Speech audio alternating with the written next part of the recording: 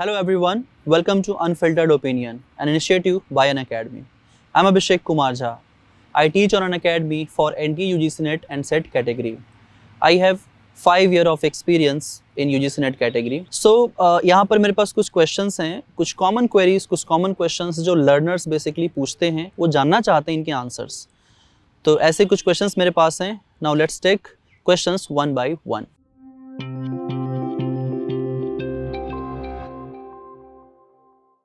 सबसे पहला क्वेश्चन है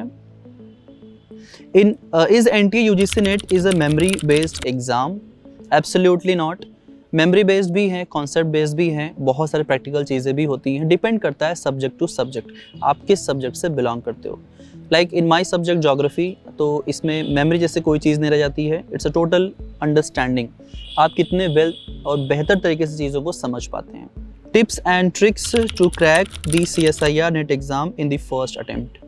फर्स्ट अटेम्प्ट में अगर आपको UGC नेट का CSIR या UGC नेट का एग्ज़ाम अगर आपको क्वालिफाई करना है, तो इसके लिए आपका जो मास्टर्स है ना, वो सबसे स्ट्रॉन्ग होना चाहिए. आपको ग्रेजुएशन से ही अपनी प्रिपरेशन स्टार्ट कर देनी चाहिए फॉर अ सब्जेक्ट, और मास्टर्स में आकर के उसमें डेप्थ एनालिसिस होना चाहिए आपके पास. जब आपके पास डेप्थ नॉलेज होगा आपके सब्जेक्ट में, तो आप फर्स्ट अटेम्प्ट में बहुत ईजिली क्वालिफाई कर सकते हैं, क्योंकि डेफिनेटली आप दूसरे स्टूडेंट से काफ़ी आगे रहते हो. What are the benefits of qualifying UGC NET? Benefits की अगर बात करें हम, तो आपके पास मल्टीपल अपॉर्चुनिटीज़ हो जाती हैं. जैसे एक तो आप PhD कर सकते हैं.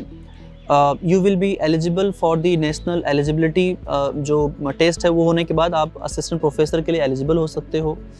आप यूनिवर्सिटी में, कॉलेज में पढ़ा सकते हैं. इसके अलावा ऐसे बहुत सारे PSUs हैं जहाँ पर आप जॉब भी कर सकते हैं. What is the syllabus for UGC net? UGC NET का सिलेबस आपको UGC की वेबसाइट पे भी मिल जाएगा, प्लस आपको NTA की वेबसाइट पे भी मिल जाएगा. बट यहाँ पर मैं बता दूँ, it is a 2 part. 1 part is consisting paper 1 only and the second part will be your optional subject. So first part में आपको कुछ कॉमन 10 यूनिट्स मिलते हैं, और एग्जैक्टली सेकेंड पार्ट जो है इसका पेपर 2 जो कि ऑप्शनल है, उसमें भी 10 यूनिट्स मिलते हैं. ये 10 यूनिट्स आपके सब्जेक्ट पे होते हैं, और जो पेपर 1 होता है वो कॉमन होता है सभी के लिए. How to prepare for UGC NET exams? UGC NET exam की प्रिपरेशन कैसे करें? एक अच्छा क्वेश्चन है कि हर स्टूडेंट जानना चाहता है कि कैसे और कहाँ से शुरुआत करें. तो सबसे पहले शुरुआत की अगर मैं बात करूँ, तो आपको ग्रेजुएशन से ही इसकी शुरुआत कर देनी चाहिए.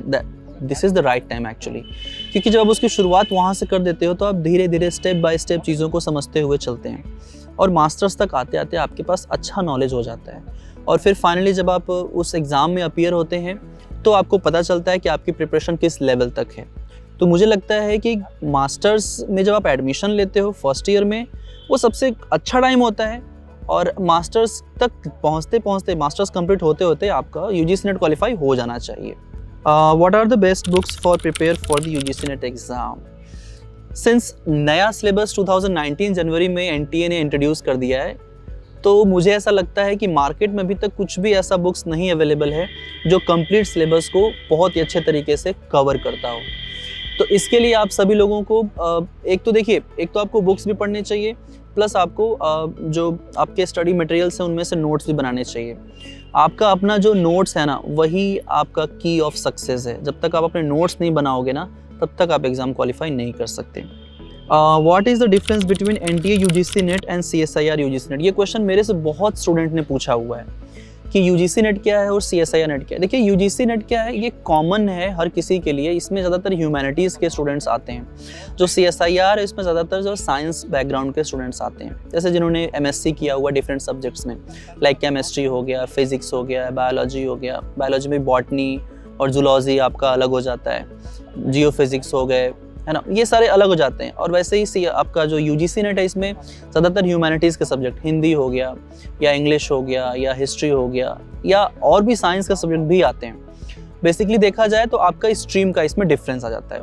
एक स्ट्रीम जो आप अगर BA MA करते हो तो आप UGC नेट दोगे. आप अगर BSc या MSc करते हो तो आपको CSIR का ऑप्शन मिलता है. लेकिन कुछ ऐसे सब्जेक्ट्स हैं ह्यूमैनिटीज़ के भी जो कि CSIR में एग्ज़ाम दे सकते हैं, जिसमें जोग्राफी भी आता है. ठीक है, शायद सोशियोलॉजी को भी रखा गया है एलाइड सब्जेक्ट्स में. What is the CSIR UGC net question paper pattern? अगर हम क्वेश्चन पेपर के पैटर्न की बात करें तो एज आई सेड कि 2 पेपर होते हैं इसमें, 2 पेपर होगा, एक कॉमन होता है और एक आपका ऑप्शनल होता है। तो इसमें अगर आप देखोगे तो मल्टीपल चॉइस क्वेश्चंस होते हैं, जो कि आज ऑनलाइन हो गया है पूरी तरीके से, कंप्यूटर पे होता है एग्ज़ाम, ऑफलाइन मोड ख़त्म हो चुका है। तो ऑनलाइन एग्ज़ाम होने की वजह से क्या है, स्टूडेंट्स को काफ़ी प्रॉब्लम्स होती हैं। क्वेश्चन थोड़े से डिफ़िकल्ट लेवल के आते हैं, लेंदी आते हैं, अब पहले की तरह नहीं रह गए हैं। पहले पेपर थोड़े सिंपल आते थे, 1 लाइनर आते थे, लेकिन अब क्या है, अब 1 लाइनर क्वेश्चंस नहीं आते, थोड़ा सा लेंदी आता है। मल्टीपल चॉइस क्वेश्चंस तो होते ही हैं, लेकिन उसमें कोडिंग वाले क्वेश्चंस काफ़ी ज़्यादा आते हैं। तो अगर आपके पास अच्छा एक्सपीरियंस नहीं है अपने विषय का, तो थोड़ा सा मुश्किल हो सकता है एग्ज़ाम को क्वालिफाई करने में। Can I apply for multiple subjects in UGC net exam? Yes, you can apply, but the thing is कि सेम डे दूसरा पेपर होगा तो आप एग्ज़ाम देने नहीं जा पाओगे। तो इसलिए इट्स बेटर कि आप अपने उसी सब्जेक्ट में अप्लाई करिए जिस सब्जेक्ट में आप मास्टर्स हैं। अलाइड में करिए तो चेक कर लीजिए कि आपका वो डेट का जो एग्ज़ाम का जो डेट है कहीं वो क्लैश तो नहीं कर रहा है, right? What all things one should keep in mind while choosing an optional subject? देखिए, ऑप्शनल सब्जेक्ट को अगर आपको चूज़ करना है तो आप मास्टर्स में तो नहीं करोगे ना, वो तो आपको ग्रेजुएशन में ही चूज़ करना है। ग्रेजुएशन लास्ट ईयर में ही आकर के आपको पता चलता है कि 3 साल आपने कौन सा ऐसा सब्जेक्ट था जिसमें अच्छा परफॉर्म किया। फिर आपको ये भी पता चलता है कि 3 साल आपने किस सब्जेक्ट को ज़्यादा लाइक किया। 2 तरीके से होता है। तो मास्टर्स में जब आप कोई सब्जेक्ट चूज़ करते हो तो वो आपके इंटरेस्ट पे होता है, इंटरेस्ट आना चाहिए, 1 थिंग। दूसरा, उसका स्कोप भी होना चाहिए। अब मान लीजिए मेरा कोई ऐसा लैंग्वेज है, ऐसा कोई सब्जेक्ट है जो कि यूनिवर्सिटी लेवल पे बहुत कम पढ़ाया जाता है, तो अगर मैं उसे चूज़ करूँगा सो डेफिनेटली क्या होगा, अपॉर्चुनिटीज़ कम हो जाएंगी। तो चूज़ करिए ऐसा सब्जेक्ट जिसमें अपॉर्चुनिटीज़ भी काफ़ी ज़्यादा हैं। What is the age limit for assistant professor and junior research fellowship JRF के लिए? देखो, JRF के लिए जनरल कैटेगरी के स्टूडेंट्स के लिए 30 ईयर अपर एज लिमिट है, पहले ये 28 ईयर था। और UGC नेट के लिए कोई अपर एज लिमिट नहीं है, आप किसी भी समय तक एग्ज़ाम दे सकते हो, ऐसा कुछ उसमें लिमिट नहीं है। हाँ, JRF के लिए 30 साल है, 30 साल के अंदर आप रहोगे तो ही आपको उसमें JRF मिलेगा। और जो रिजर्वेशंस हैं उसके अकॉर्डिंगली रिलैक्सेशन भी हैं 5 ईयर्स के सारे कैटेगरीज के लिए। Can I prepare for NTA UGC net without coaching? ये भी अच्छा क्वेश्चन है। बहुत सारे स्टूडेंट पूछते हैं कि क्या बिना कोचिंग के भी हो सकता है? ऑफ कोर्स हो सकता है, क्यों नहीं हो सकता। अगर आप सही डायरेक्शन में, राइट डायरेक्शन में प्रिपरेशन कर रहे हैं, आपको सब कुछ पता है बेहतर तरीके से, तो डेफिनेटली आप क्वालिफाई कर सकते हैं। बट उसके लिए एक राइट स्ट्रेटेजी, अच्छे स्टडी मटेरियल और एक अच्छे गाइड की ज़रूरत पड़ती है आपको, जो आपको चीज़ों को बता सके, ऑड एनी मीन्स को आपको समझा सके। From where can I practice for NTA UGC NET mock test? देखिए, मॉक टेस्ट आज के डेट में अगर आप देखोगे तो ऑनलाइन बहुत सारा अवेलेबल है। ऑनलाइन की अगर हम बात करें तो अनअकैडमी पे भी है, ऑनलाइन बहुत सारे प्लेटफॉर्म पे हैं। मैं ये कहूँगा कि आप मॉक टेस्ट दीजिए, बट उसके ऊपर बहुत ज़्यादा डिपेंडेंट मत रहिए आप, ठीक है?